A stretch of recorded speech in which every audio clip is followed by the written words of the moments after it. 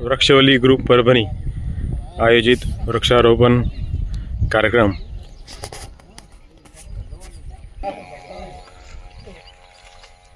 आज 24 ऑगस्ट 2025 रोजी सुकळीच्या माळरानावर उपस्थित वृक्षवल्ली ग्रुपचे सर्व सदस्य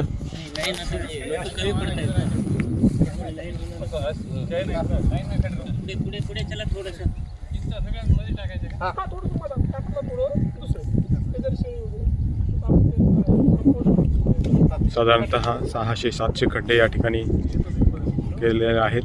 प्रत्येक ठिकाणी रोप नेऊन ठेवण्याचं काम वृक्षवल्ली टीम करत आहे।